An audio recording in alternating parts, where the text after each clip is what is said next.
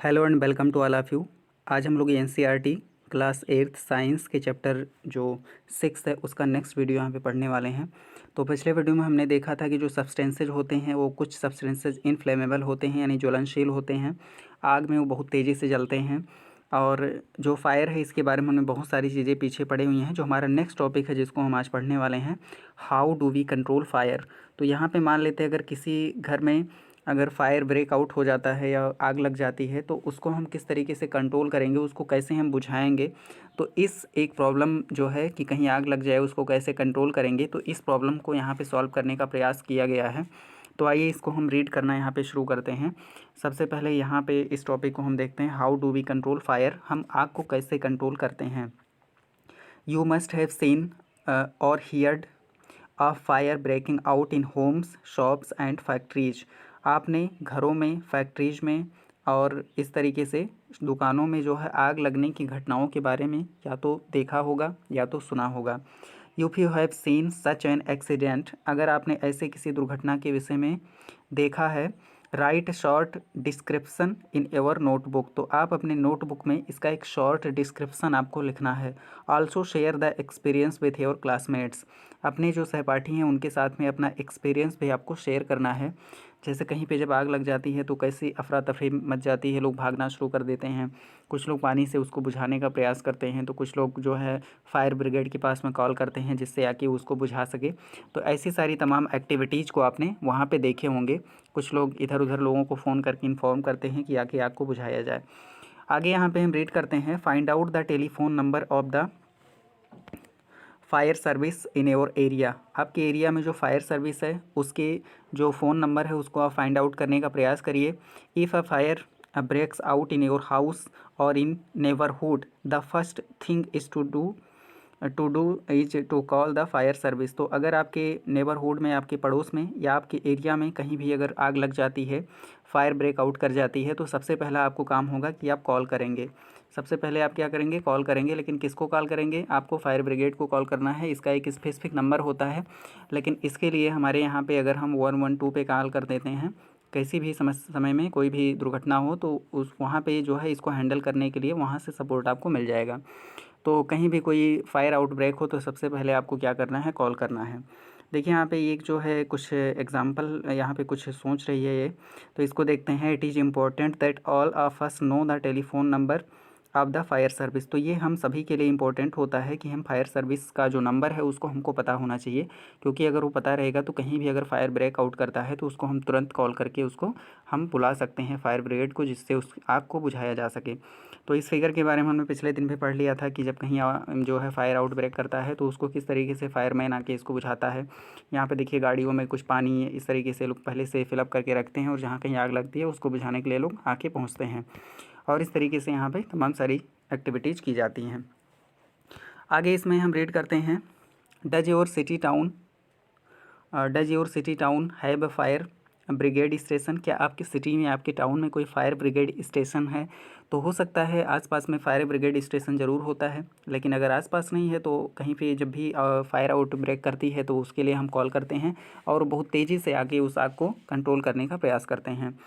आगे देखिए, when A fire brigades arrive, जब कोई फायर ब्रिगेड अराइव करता है, व्हाट डज इट डू, तो ये क्या काम करता है। It pores water on the fire, तो ये क्या करता है, जो फायर होती है उसके ऊपर पानी उड़ेलता है, पोर करता है। पोर करने का मतलब उड़ेलना, इट पोर्स, पोर मतलब उड़ेलता है या फेंकता है। आगे देखिए, water cools the combustible material so that its temperature is brought below it's ignition temperature. तो यहाँ पे क्या होता है, जो पानी होता है ये कंबस्टिबल जो सब्सटेंस होता है, जो ज्वलनशील पदार्थ होता है, जो जल रहा होता है, उस मटेरियल का जो टेम्परेचर है उसको ये कम करता है, जिससे कि इसका जो टेम्परेचर है इग्निशन टेम्परेचर से कम हो जाता है। इग्निशन टेम्परेचर क्या होता है, the minimum temperature at which a substance starts burning is called ignition temperature. तो वह न्यूनतम तापमान जिससे कोई पदार्थ जलना शुरू कर देता है उसको इग्निशन टेम्परेचर कहते हैं। लेकिन जब किसी जलते हुए पदार्थ के ऊपर हम पानी डाल देते हैं तो उसका जो टेम्परेचर है इग्निशन टेम्परेचर से नीचे हो जाता है और वो जो पदार्थ होता है कंबस्टिबल सब्सटेंस वो जलना यहाँ पे बंद कर देता है। आगे देखिए, this prevents the fire from the spreading, तो ये आग को फैलने से रोकता है। Water vapours also surround the combustible material, तो जो पानी हमने फेंका है वो पानी गर्म होकर के वेपर में बदल जाता है, और वाटर वेपर क्या करता है, जो जल रहा पदार्थ होता है, कम्बस्टिबल सब्सटेंस होता है, उसको चारों तरफ से क्या कर लेता है, घेर लेता है, उसको घेर लेता है, इसलिए helping in cutting of the supply of air. और इससे क्या होता है, इसके चारों तरफ, जैसे कोई पदार्थ जल रहा है तो इसके चारों तरफ अगर पानी का भाप घेर लेगा इसको, तो हवा इसके अंदर जा नहीं पाएगी, और हवा नहीं जाएगी तो इसके पास ऑक्सीजन नहीं पहुंचेगा, और ऑक्सीजन नहीं पहुंचेगा तो ये जलेगा नहीं। आगे यहाँ पे दे so the fire is extinguished, इस तरीके से जो आग होता है बुझ जाता है। अब यहाँ पे देखिए एक बहुत इंपॉर्टेंट फैक्ट यहाँ पे दिया है, you have learned that there are 3 essential requirements for producing fire. तो आपने सीखा है कि 3 जो है बहुत एजेंशियल रिक्वायरमेंट्स होते हैं जिससे कि हम फायर को प्रोड्यूस कर सकते हैं। 3 एजेंशियल, बहुत एजेंशियल मतलब होता है बहुत बेसिक या तात्विक, बहुत ज़्यादा महत्वपूर्ण जो मुख्य होते हैं, 3 चीज़ें होती हैं जिनके होने के बाद ही हम कहीं पे आग को जला सकते हैं, अदरवाइज़ नहीं जला सकते हैं। Can you list these requirements, क्या आप इन रिक्वायरमेंट्स को लिस्ट कर सकते हैं? तो निश्चित रूप से सबसे पहला आपका क्या होता है, कंबस्टिबल सब्सटेंस होना चाहिए। दूसरा आपके पास में क्या होना चाहिए, दूसरा आपके पास में इग्निशन टेम्परेचर होना चाहिए। क्या होना चाहिए, इग्निशन टेम्परेचर होना चाहिए। और तीसरा आपके पास में ऑक्सीजन होना चाहिए, ऑक्सीजन या एयर होना चाहिए। तो ये 3 चीज़ें जब आपके पास होंगी तभी कोई चीज़ जलेगा। अगर इनमें से एक भी नहीं रहेगा तो ये जलना बंद हो जाएगा, यानी आग हम प्रोड्यूस नहीं कर पाएंगे। तो जब भी कहीं आग लगती है तो हम इन्हीं तीनों चीज़ों में से, चाहे हम जो कंबस्टिबल सब्सटेंस है उसको हटा दें, चाहे उसके टेम्परेचर को हम इग्निशन टेम्परेचर से लो कर दें जिससे वो जले नहीं, और या तो हम उसको ऑक्सीजन को सप्लाई जो है उसको रोक दें जिसके कारण जलना बंद कर देगा। तो इन्हीं तीनों कामों को हम करते हैं, इनमें से किसी एक को यहाँ पे हटाते हैं जिससे कि जो आग है उस पर हम कंट्रोल कर पाएँ। आगे देखिए, दीज आर फ्यूल, तो ये तीनों क्या हैं, सबसे पहले फ्यूल या जो कंबस्टिबल सब्सटेंस हमने बताया उसी को हम फ्यूल कहते हैं। एयर यानी सप्लाई ऑफ ऑक्सीजन, हवा, एंड हीट, और वह गर्मी जिसके कारण इसका जो टेम्परेचर है उसको हम बियॉन्ड द इग्निशन टेम्परेचर ला सकें। तो ये जो टेम्परेचर है ये भी यहाँ पे फैक्टर होता है।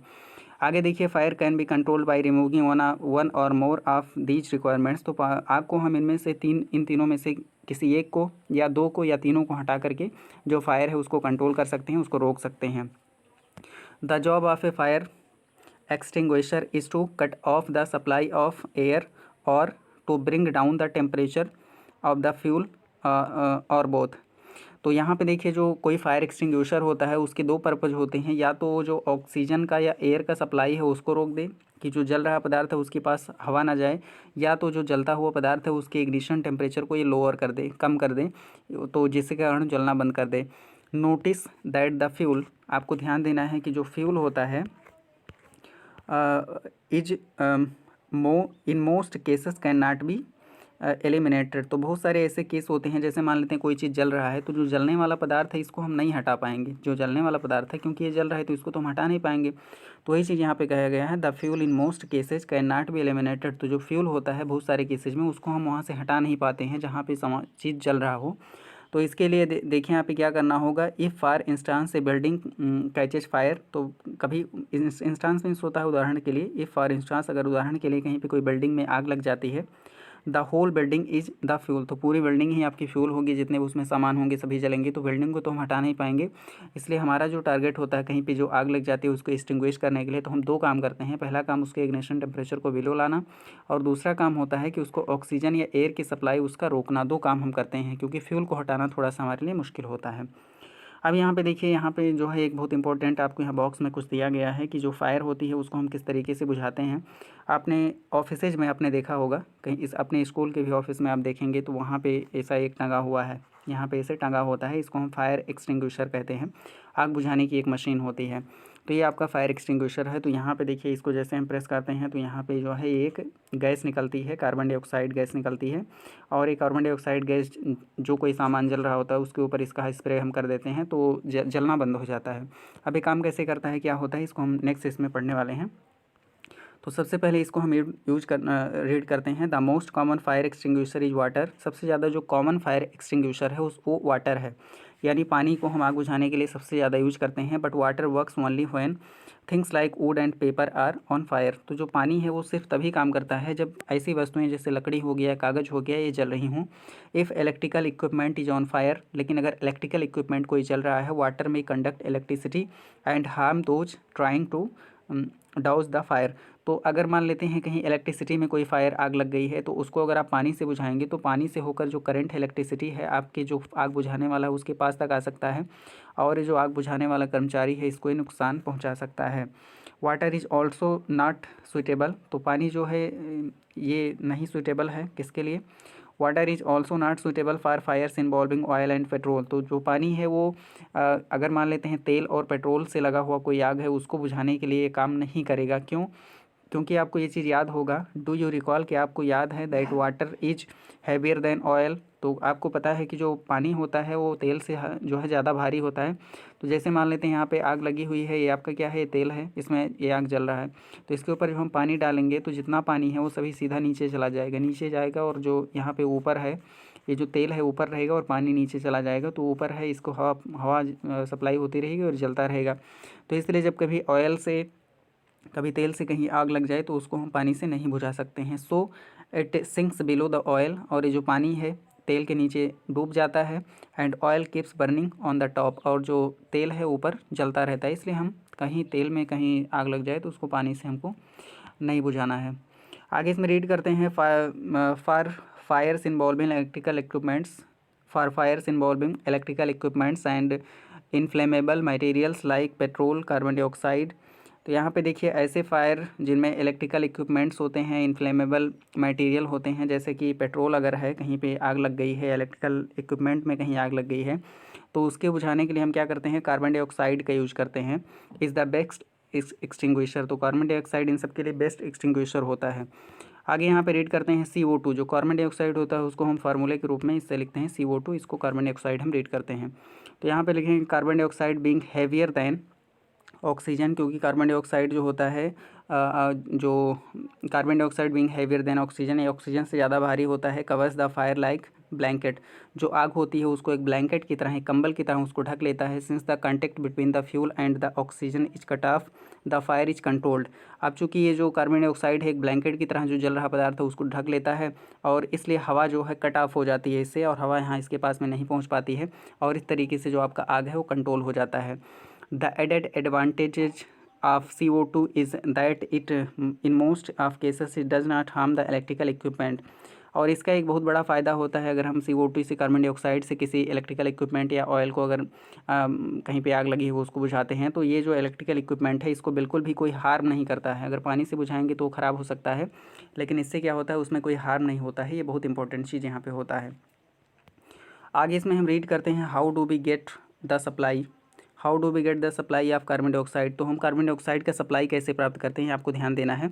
It can be stored in high pressure as a liquid in cylinders. तो ये जो आपका कार्बन डाइऑक्साइड है इसको हाई प्रेशर पर हम एक लिक्विड के फॉर्म में किसी सिलेंडर में रख सकते हैं। आगे देखिए, in what form is the LPG stored in cylinders. तो जो सिलेंडर होता है घर में खाना बनाने के लिए, जो सिलेंडर आप देखते होंगे, तो उसमें जो लिक्विड पेट्रोलियम गैस होता है उसको हम क्या करते हैं, in the form of cylinders. इस तरीके के, चूँकि ये खाना बनाने का जो गैस होता है वो ज़्यादा भारी मात्रा में होता है तो बड़े सिलेंडर में होता है, लेकिन आपका जो ये होता है जो फायर एक्सटिंग्विशर का जो कार्बन डाइऑक्साइड होता है उसको हम हाई प्रेशर पर एक छोटे सिलेंडर में, ये लगभग 1.5 फीट का जो सिलेंडर होता है, इसमें हम इसको कॉम्प्रेस करके रखते हैं लिक्विड फॉर्म में। तो इस तरीके से इसको रखा जाता है। तो ठीक जिस तरीके से आपका LPG गैस जो है सिलेंडर में रखा जाता है, बिल्कुल उसी तरीके से इसको भी आपको इसमें रखा जाता है यहाँ पे। आगे इसको रीड करते हैं, when released from the cylinder, और जब कार्बन डाइऑक्साइड को हम सिलेंडर से रिलीज करते हैं, CO2 एक्सपेंड्स इनॉर्मसली। जो CO2 है, इनॉर्मसली मतलब बहुत तेज़ी से ये क्या करता है, एक्सपेंड करता है in volume and cools down. तो ये जब एक निकलता है बाहर तो बहुत तेज़ी से एक्सपेंड करता है और उतनी तेज़ी से ठंडा भी हो जाता है। So it not only forms a blanket around the fire, इसलिए ये जो जलता हुआ पदार्थ है उसके चारों तरफ ना सिर्फ एक ब्लैंकेट बनाता है, एक कंबल बनाता है, it also brings down the temperature of the fuel. और जो जलता हुआ फ्यूल होता है, जो जलता हुआ पदार्थ जिसमें आग लगी होती है, उसका टेम्परेचर भी ये कम करता है, यानी इग्निशन टेम्परेचर इसको कम करने में भी सहयोग करता है। आगे देखिए, that is wire it is an excellent fire extinguisher. यही कारण है कि ये एक एक्सीलेंट, बहुत बढ़िया फायर एक्सटिंग्विशर होता है, आग बुझाने का काम करता है। क्योंकि ये देखिए, पहली बात तो हार्म नहीं करेगा, दूसरी बात ये बुझाने में आसान होगा, और ये आसानी से अवेलेबल भी है क्योंकि बहुत महंगा भी नहीं है। आगे देखिए, another way to get CO2 is to release दूसरा विधि ये है CO2 को हमको प्राप्त करने के लिए कि हमको रिलीज़ करना है a lot of dry powder of chemicals like, हमको बहुत सारे ड्राई पाउडर जो है रिलीज़ करना है, डालना है उसके ऊपर, जो जलता हुआ पदार्थ है उसके ऊपर क्या डालेंगे हम, सोडियम बाइकार्बोनेट या बेकिंग सोडा। सोडियम बाइकार्बोनेट हम इसके ऊपर डाल सकते हैं, या पोटेशियम बाइकार्बोनेट इसके ऊपर जब हम डालते हैं तो इसमें क्या होता है, near the fire these chemicals give of CO2, तो ये केमिकल्स क्या करते हैं, कार्बन डाइऑक्साइड को देते हैं। जैसे आपका जो सोडियम बाइकार्बोनेट होता है NaCO3, ये इस तरीके से आपका होता है। तो यहाँ से देखिए जब इसको हम आग में डालते हैं, आग के पास में डालते हैं इस पाउडर को, तो CO3 आपका क्या बन जाता है, कार्बन डाइऑक्साइड में कन्वर्ट होके, और इस तरीके से वहाँ पे आग बुझाने का ये काम कर सकता है। अब यहाँ पे देखिए हमारा ये जो टॉपिक था ये यहाँ पे कंप्लीट हुआ कि आग बुझाने के लिए ज़्यादातर हम कार्बन डाइऑक्साइड का यूज करते हैं, ये आपको ध्यान देना है। और उसके बाद में यहाँ पे देखिए टाइप्स ऑफ कंबशन, जो कंबशन है इसके कितने टाइप्स होते हैं आपको ध्यान देना है। टाइप्स ऑफ कंबशन, इसके प्रकार क्या हैं, यानी कुछ कंबशन बहुत तेज़ी से होते हैं, कुछ बहुत स्लोली होते हैं, कुछ एक्सप्लोशन टाइप के कंबशन होते हैं। तो ये सारी चीज़ें यहाँ पे हम रीड करते हैं। आगे देखिए, bring a burning matchstick और a gas lighter near a gas stove in the kitchen, जो किचन है उसके पास में आप मैच स्टिक, जलती माचिस की तीली या एक लाइटर जो है गैस स्टोव के पास में आप लाइएगा। उसके बाद आपको क्या करना है, टर्न ऑन द नॉब, जो आपका कुंडी है उसको आपको ऑन करना है, of the gas stove. What do you observe, तो आप इसमें क्या देखेंगे। तो ऐसा करने के बाद में जो गैस है आपका बहुत तेज़ी से तुरंत जलना शुरू कर देगा। आपको कॉशन लेना है, do not handle the gas stove your self, तो जो गैस स्टोव है इसको आप स्वयं ऐसा नहीं करिएगा। Ask your parents to help, तो जब आपके पेरेंट्स हों उनके देख रेख में आपको ये काम करना है, कभी अकेले में ऐसा नहीं करना है, क्योंकि इससे आपको एक्सीडेंट या दुर्घटना भी हो सकती है यहाँ पे। आगे इसको देखते हैं, we find that the gas burns rapidly and produces heat and light, हम ये जानते हैं कि जो गैस है बहुत तेज़ी से बर्न करता है और हीट एंड लाइट को ये प्रोड्यूस करता है। Such combustion is known as rapid combustion, तो इस तरह का जो कम्बशन होता है उसको हम रैपिड कम्बशन कहते हैं। रैपिड मतलब बहुत तीव्र, इसको हम हिंदी में तीव्र दहन कह सकते हैं। तो जैसे कोई गैस है जब कोई जलता है तो उसको रैपिड कम्बशन हम कह सकते हैं। इसी तरीके से आगे दिया है, आगे देखिए, there are substances like phosphorus which burn in air at room temperature, कुछ ऐसे भी पदार्थ हैं जो कि रूम टेम्परेचर पर भी अपने आप ही जल जाते हैं। जैसे कि आपका क्या हो गया, फास्फोरस। फास्फोरस के विषय में आपको हमने बताया जा चुका है कि फास्फोरस बहुत तेज़ी से जलता है। फास्फोरस दो प्रकार का होता है, एक रेड फास्फोरस होता है, एक आपका व्हाइट फास्फोरस होता है। जो रेड फास्फोरस होता है आपका, जो मैच बॉक्स होता है, माचिस होता है, उसके साइड में आपका ये लगा हुआ होता है, जो साइड होता है इसमें लगा हुआ होता है रेड फास्फोरस। तो ये आपको ये सब याद रखना है।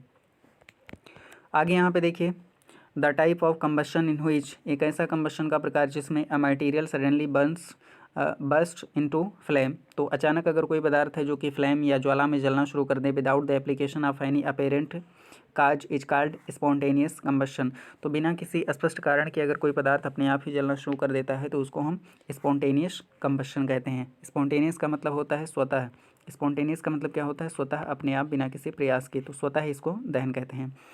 आगे इसमें हम रीड करते हैं जो तीसरा टाइप है कम्बशन का, वो यहाँ पे आपको दिया गया है। तो स्पॉन्टेनियस कम्बशन के कुछ यहाँ पे जो एग्जांपल्स आपको दिए हैं इसको हम पहले रीड कर लेते हैं।